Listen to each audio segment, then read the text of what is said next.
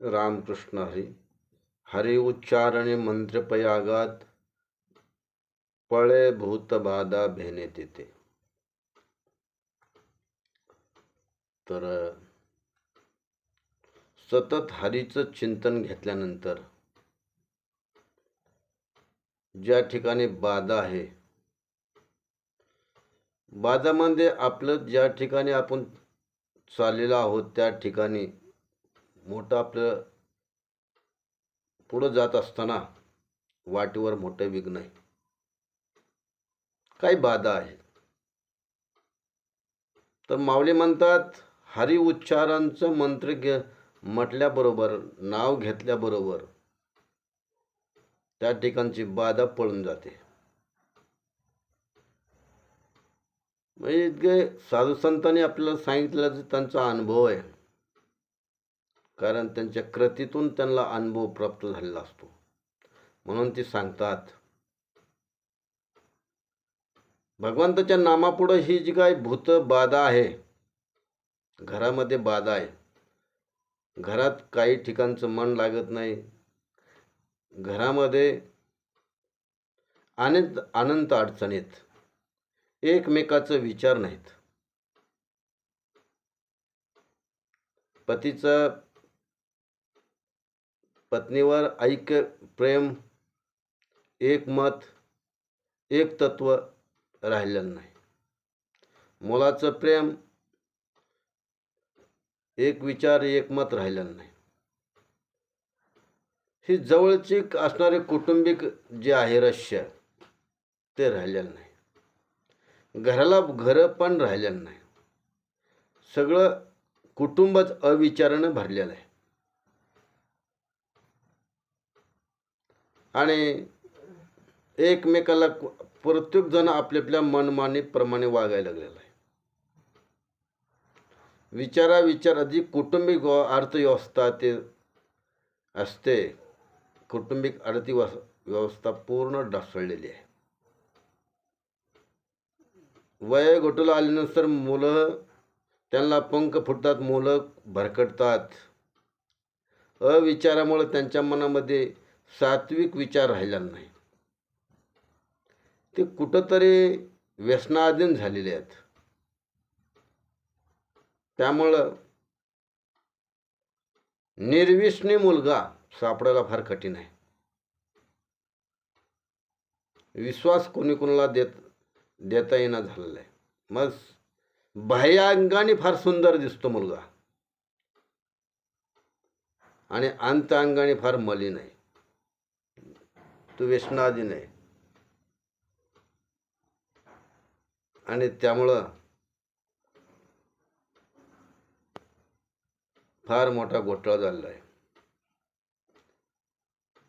ही जी विश्वासाची भूमिका आहे जवळजवळ संपुष्टात आलेली आहे. ह्याला कारण एक आहे, हरी उच्चारणे मंत्रपै आघात. हे हरीच्या उच्चारानुसार त्या मंत्रानं त्याच्यावर आघात झालेला असतो. त्यामुळे ही बाधा आहे, ही बाधा काही करू शकत नाही. कौटुंबिक अर्थव्यवस्था व्यवस्थित चालवायची असेल, घरात एकमत आणायचं असेल, ह्याला एकच कारण आहे, घरामध्ये भगवंताचं चिंतन पाहिजे. ज्ञानेश्वरी, गीता ज्ञानेश्वरी आहे ती वाचली पाहिजे. एक तरी ववी सकाळची पारी अनुभवाला आली पाहिजे, वाचली पाहिजे. सतत वाचल्यानं एकदा तरी भगवंताचं आठवण आल्यानंतर शुभ काळी तर निश्चित प्रपंच असणारा सुखाचा होतो. आणि ह्याचाच आधार घेऊन ज्ञानेश्वर महाराज म्हणतात, अवघाची संसार सुखाचा करीन, आनंद भरीन तिन्ही लोकी. ह्याचाच आधार साधू संतांनी त्याचा आधार घेतलेला आहे. त्यांच्या जीवनामध्ये फार मोठा अनुभव आलेला आहे. तर ज्ञानेश्वर महाराजांच्या जीवनामध्ये एक अनुभव आहे. पूर्वी काळी जी काही बाधा भूत आहेत, जे अर्धवाक्य मेलेले असतात त्यांना वरी जागा नसते. फाशी घेऊन मेलेलं समजा, अगर कुठं औषध पाहून मेलेला व्यक्ती आहे, ते घरातल्या माणसाला छळते, कुटुंबिक माणसाला छळते, त्यामुळं घरात सुख लागत नाहीत. ह्याला कारण आहेत. ते आपण नामचिंतन भगवंताचं न घेतल्यामुळं ती पीडा करत असतं. आणि म्हणून संयम ठेवता आला पाहिजे, ह्याला महत्त्व आहे. मार्ग काढल्यानंतर त्यातून यश प्राप्त होतं. आणि भगवंताचं चिंतन आल्यानंतर, योग आल्यानंतर कुठलाही माणूस कुठं जाऊन बसतो सांगता येत नाही. तो उंच पदावर जात असतो.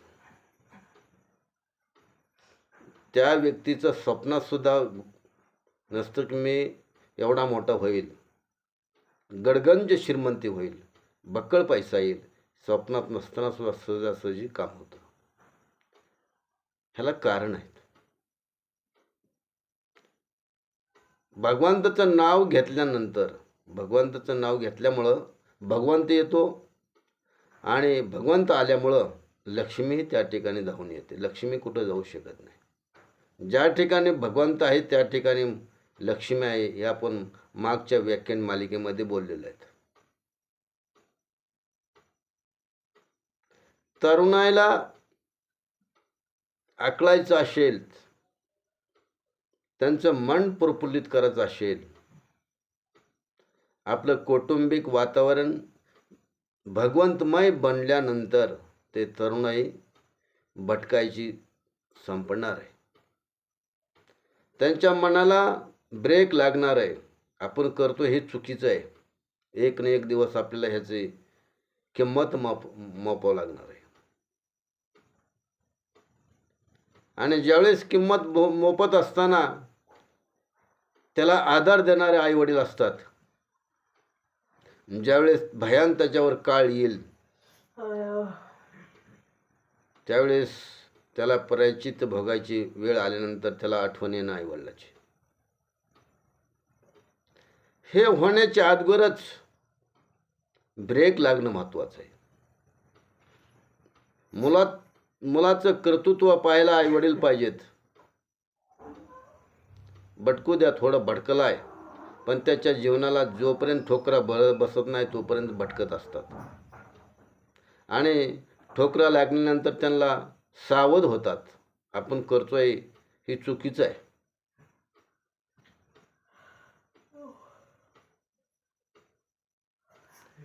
आणि ह्याला एकच कारण आहे, रस्ता चुकल्यामुळं सगळा मार्ग क्रती हुकते आहे. तर माऊली म्हणतात, चुकला तर चुकू दे, पण आता तरी सावध राहा, आता तरी मार्ग सोडू नकोस. जोपर्यंत ह्या देहामध्ये राम आहे तोपर्यंत हे कर्माचा हिशोब द्यायचा आहे. मागच्या जन्मीचं कर्म फेडायचं, त्याचं फळ आपण भोगतो. काही जण सुखी आहेत, काही जण दुःखी आहेत, काही जण मनाने खचले आहेत, काही जण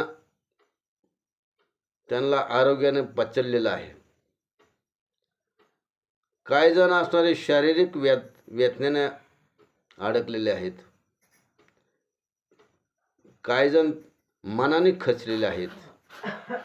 प्रत्येकाची व्यथा वेगवेगळी आहे. ह्याला कारण आहे बाधा. हे बाधा नष्ट करायची असेल,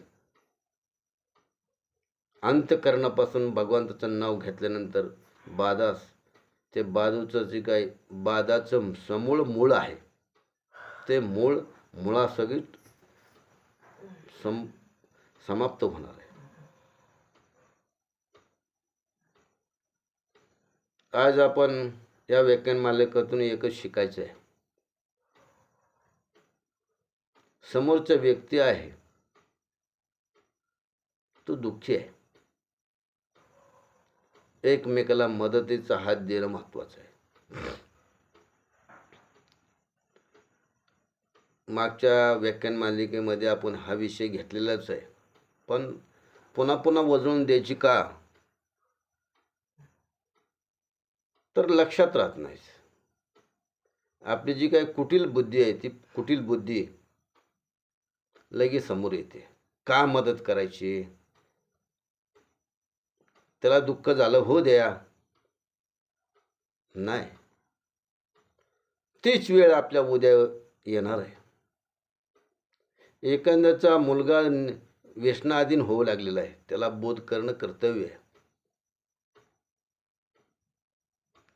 त्याला जीवनातला अनुभव सांगणं महत्त्वाचंच आहे, सांगितलं पाहिजे. जर समजा तुम्हाला काही गोष्टीचं ज्ञान आहे आणि ते ज्ञान जर तुम्ही सांगत नसाल तर त्या ज्ञानाचा उपयोग होऊ शकत नाही, ते पाप आहे. त्यासाठी अनुभवाच्या गोष्टी पुढच्या व्यक्तीला सांगितलं महत्त्वाचं आहे. तो मुलगा भरकटणार नाही, त्याचं कुटुंब वाचेल, ते होणारे त्याची हानी आहे ते वाचेल. आणि ह्या होळी सणाच्या निमित्तानं जी काही कुटील भावना आहे, जी काय आपल्या मनातली काय व्यथा आहे, ती व्यथा आपण ती बाधामुळं आपण भोगतो. नामचिंतनात ती व्यथा संपुष्टात येणार आहे. रामकृष्ण हरी. वसुदेवसुतं देवं कंसचानूरमर्दनं देवकी परमानंदं कृष्णं वंदे जगद्गुरु.